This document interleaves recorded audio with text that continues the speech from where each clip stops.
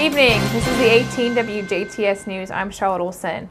The DuBois County Health Department says that the West Nile virus has been found in DuBois County. Therefore, the department is reminding residents to please stay vigilant in protecting themselves from the virus and other mosquito-borne diseases. They say 2 samples of mosquitoes have recently tested positive for West Nile virus, and the health department encourages everyone in the county to do a great job to protect themselves from being bitten by mosquitoes.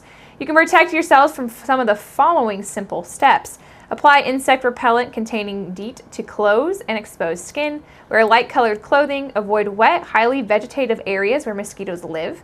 Avoid being outdoors during prime mosquito hours, which is dusk to dawn when possible. And some simple steps to prevent mosquitoes from breeding. Eliminate areas of standing water on your property, repair failing septic systems, remove any containers that will hold water, clean your clogged gutters, keep grass cut short and shrubbery trimmed, and tall vegetation is an excellent harborage area for mosquitoes. Keep swimming pools chlorinated and clean, and the basic rule is if water lasts more than 4 days, mosquitoes can reproduce in it. Even a small bucket can produce up to 1,000 mosquitoes in just a few days. And if you have been bitten by a mosquito, stay on the lookout for symptoms associated with West Nile virus, which include high fever, severe headache, stiff neck, muscle weakness or paralysis, nausea, vomiting, and confusion. West Nile virus can also infect domestic animals like horses, where the virus is very serious and often fatal. The health department would like to stress how important it is to contact your veterinarian and to have your animals immunized if you have not already against this virus. Officials with the Jasper Street Department say that beginning tomorrow on Wednesday, they, along with the contractor CalCar Paving, will be milling and resurfacing a number of streets around town. Work will take place along 1st Avenue, 4th Avenue, and McKinley Road. And once again, officials with the Street Department say that beginning tomorrow, they, along with their contractor, CalCar Paving, will be milling and resurfacing a number of streets around town. Work will take place along 1st, 4th, and McKinley Road and will again begin tomorrow and be lasting through Friday, August the 25th. This is, of course, schedule will remain bearing inclement weather or any other unforeseen circumstances. Motorists may wish to use alternative routes as there will be numerous traffic delays throughout this process.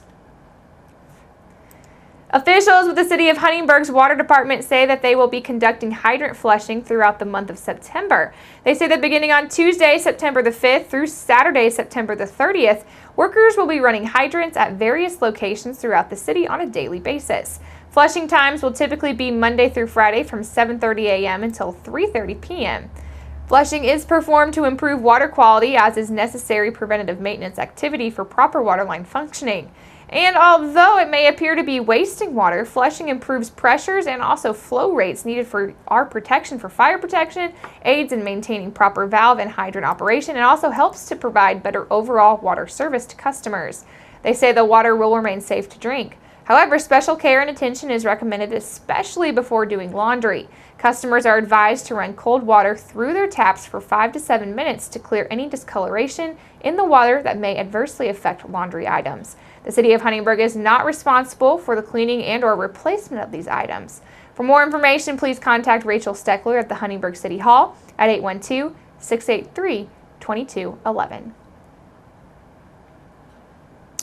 This reminder, the Indiana Department of Transportation will host a public hearing tomorrow evening in regards to the proposed State Road 162 Bridge Rehabilitation Project over the Straight River just south of Jasper and less than 4 miles north of State Road 64 in an area commonly known as Hoaxing Bottoms.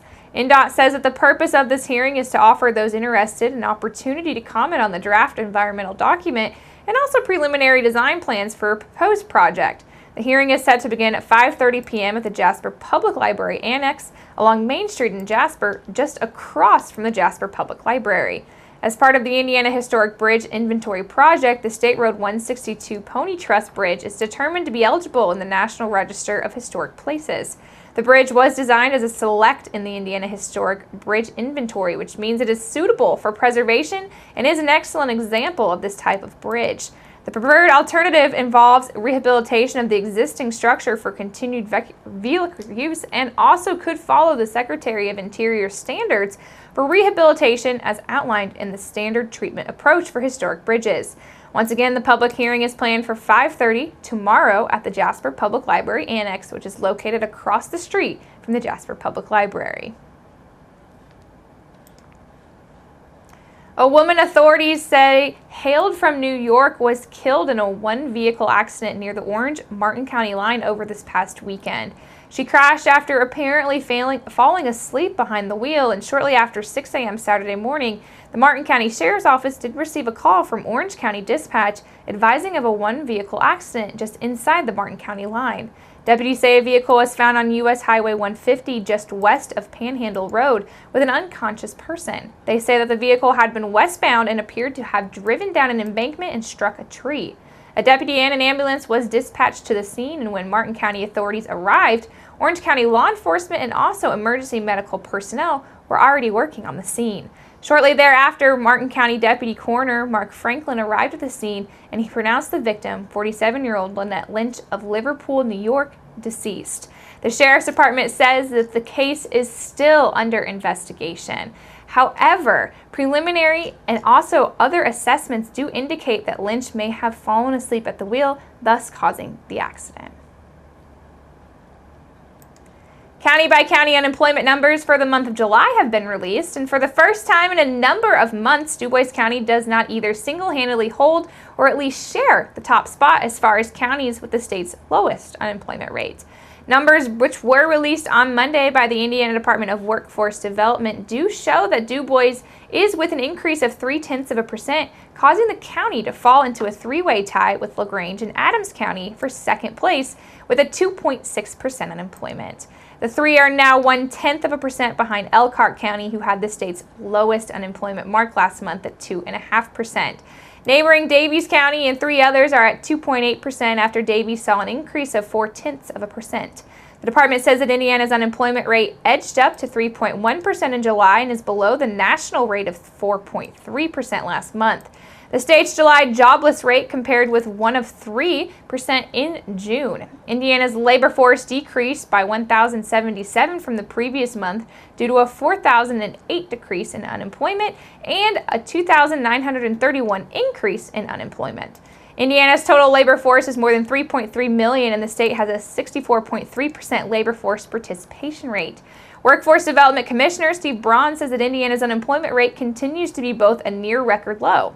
He says the unemployment rate is a reflection of the state's constricting labor market. Now, locally, as we mentioned, DuBois County last month fell from among those with the state's lowest unemployment at 2.6%.